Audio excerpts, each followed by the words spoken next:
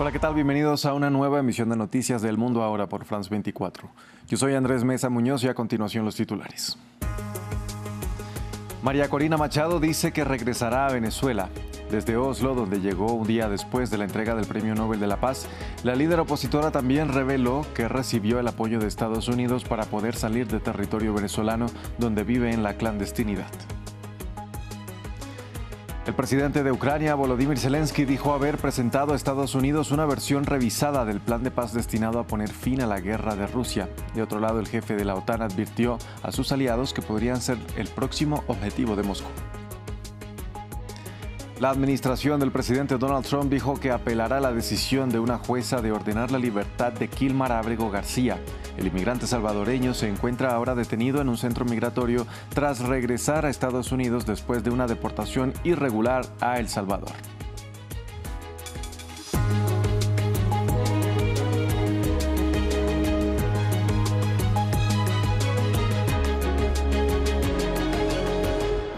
Vamos a iniciar con noticias sobre Venezuela. María Corina Machado llegó a tierras nórdicas durante la madrugada con la etiqueta del Premio Nobel de la Paz y ya realiza varios discursos en diferentes lugares. La opositora no ha querido dar detalles logísticos sobre su llegada, pero agradeció el apoyo de Estados Unidos y añadió que regresará a su país. De otro lado, se conoció que el presidente Nicolás Maduro recibió en una llamada telefónica el apoyo de su homólogo ruso, Vladimir Putin, en medio de la presión estadounidense. Un viaje presuntamente con escala, por tierra, mar y aire con ayuda de Estados Unidos. Oslo calentó motores para una de las llegadas más esperadas y finalmente se confirmó. Corina Machado has arrived in Oslo. La opositora no llegó para la ceremonia de entrega del Premio Nobel de la Paz, pero un día después sus discursos no dejan de resonar en tierras nórdicas. Todos sabemos que este ha sido un reconocimiento para cada uno de nosotros, 30 millones de venezolanos, que nos ha unido porque hemos celebrado en todos los rincones de Venezuela y pronto estaré de vuelta en Venezuela y sé que muy pronto ustedes también. Una agenda para la reciente Nobel que la ha llevado a realizar varias declaraciones en pocas horas y donde justificó las acciones militares estadounidenses contra Venezuela. Mire, hay gente que habla de invasión en Venezuela y de la amenaza de una invasión en Venezuela. Y yo respondí que Venezuela ya ha sido invadida. Tenemos agentes rusos, tenemos agentes iraníes, tenemos grupos terroristas como Hezbollah y Hamas, y operan libremente de acuerdo con el régimen. Lo que sostiene al régimen es un sistema de represión muy poderoso y fuertemente financiado. ¿De dónde provienen esos fondos? Bueno, del tráfico de drogas, del mercado negro del petróleo, del tráfico de armas para el tráfico de personas. Tenemos que cortar esos flujos. Unas declaraciones que preocupan a los movimientos pacifistas noruegos. Ha dejado muy claro que no se opone a la intervención extranjera para cambiar a los regímenes en Venezuela y desde el Consejo Noruego para la Paz no apoyamos sus opiniones, no estamos de acuerdo con ellas.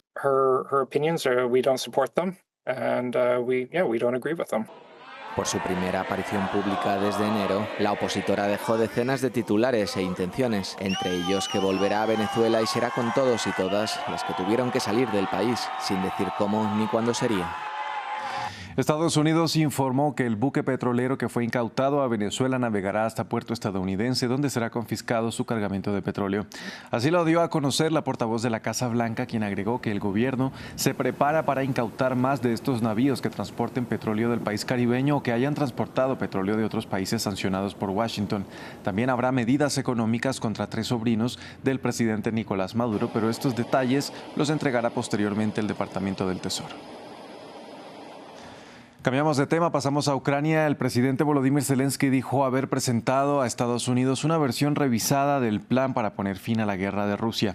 El mandatario añadió que Washington ofreció como compromiso la creación de una zona económica libre en partes del este del Donbass que Rusia ha exigido que sean entregadas por Ucrania. Para hablar sobre este y otros temas relacionados con este conflicto, saludamos a esta hora a nuestra enviada especial, Catalina Gómez Ángel. Catalina, muy buenas noches para usted. Cuéntenos qué podemos pensar de estos planes que, según Zelensky, tiene Trump para el Donbass.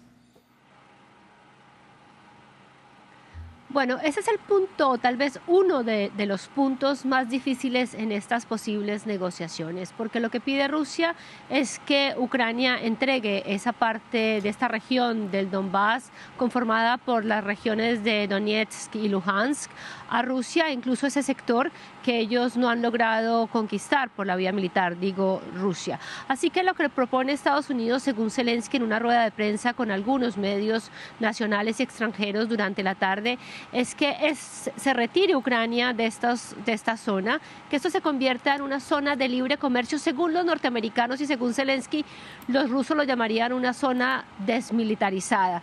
¿Quién quedaría en el control de esta zona? ¿Qué pasaría con esta zona? ¿Quién garantiza que los rusos no puedan volver a entrar ahí? Es las preguntas que se hacía Zelensky durante esta intervención, y decía que ellos estaban listos para un compromiso, pero para un compromiso justo. Él hablaba que había todavía muchísimas preguntas por contestar, como ya veíamos. Sin embargo, que Estados Unidos estaba buscando alternativas para poder solucionar esos problemas. Y él hablaba, por ejemplo, de la posibilidad, como pasa en otras guerras, de que Rusia se retirara 5 kilómetros, Ucrania otros 5 kilómetros, y esa zona quedara como un cordón de seguridad. Él dice que no ven realmente justo que sea Ucrania la que se tenga que retirar, Rusia quedarse en el lugar donde está, porque como volvemos a repetir, nadie puede garantizar esta seguridad. Pero él decía que seguían conversando, que seguían buscando alternativas, y para muchos analistas aquí en Ucrania también el hecho de que el presidente Zelensky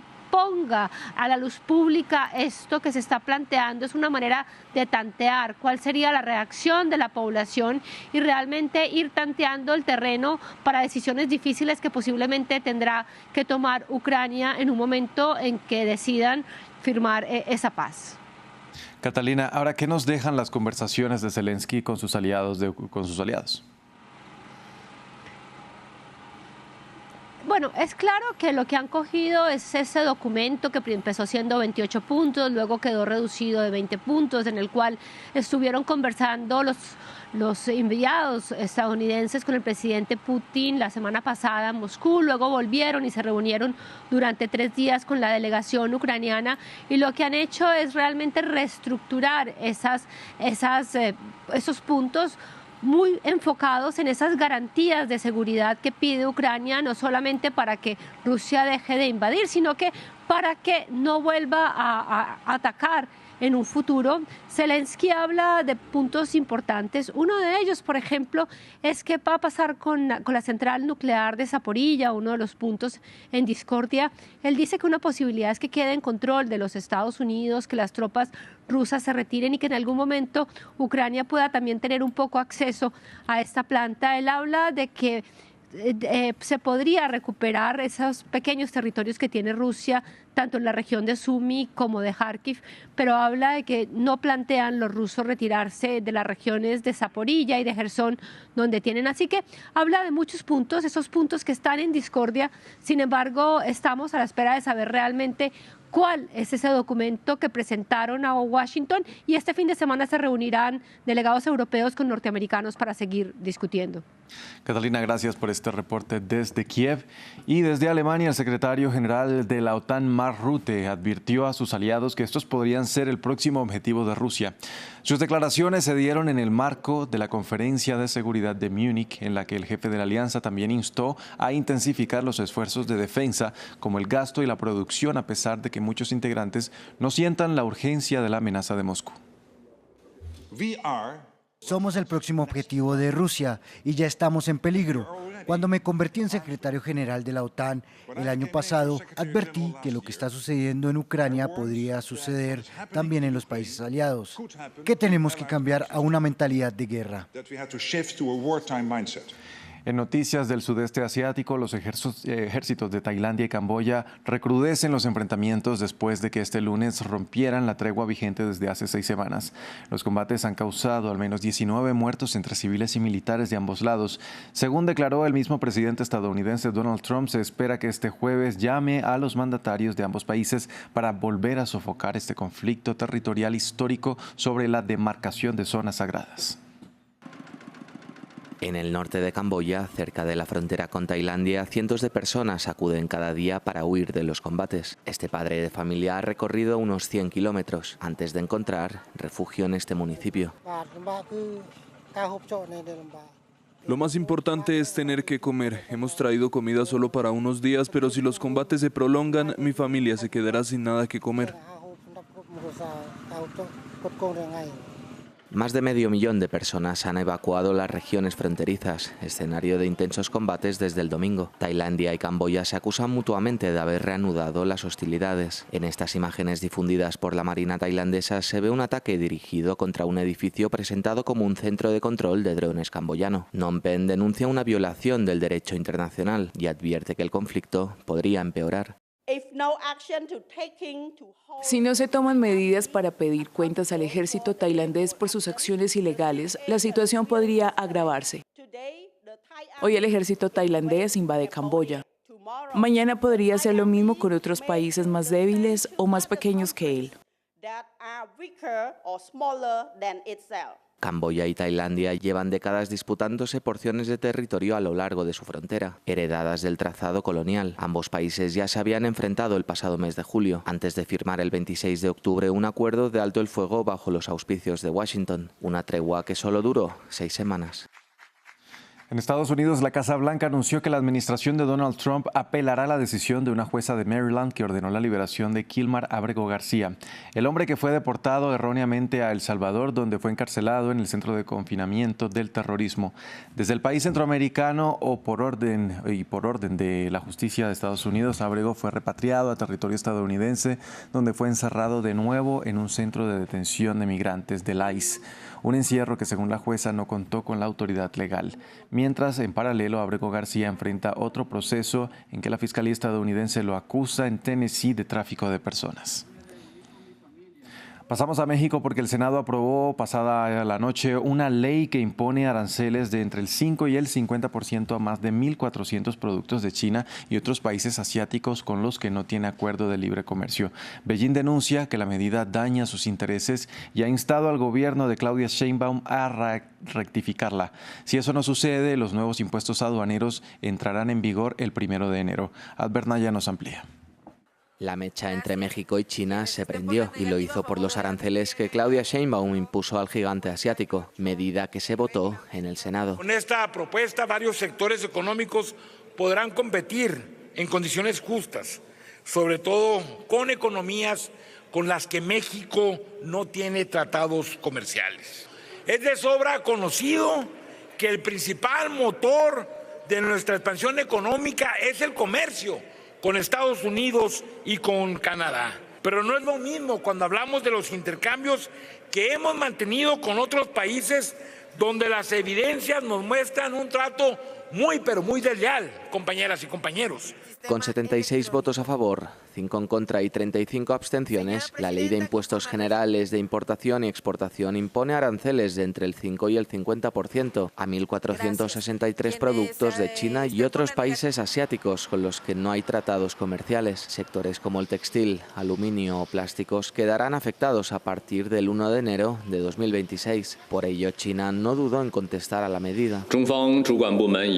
Nos gustaría destacar que ir en contra de la tendencia de la globalización económica y participar en el proteccionismo perjudica a otros sin beneficiar a uno mismo. Esperamos que México corrija su curso de acción lo antes posible y trabaje con China para salvaguardar conjuntamente la relación económica y comercial bilateral en general.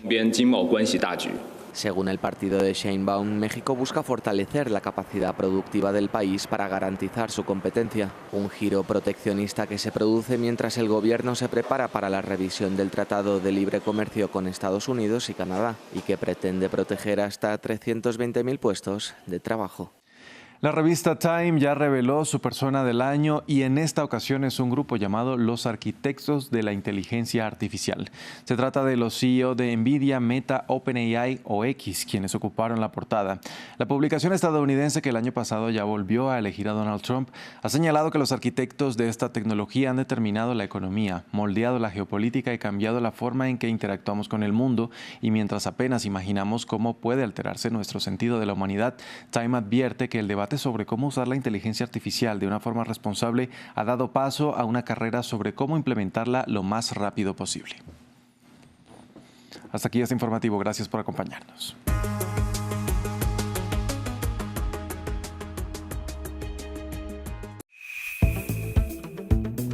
En un instante, en Foco.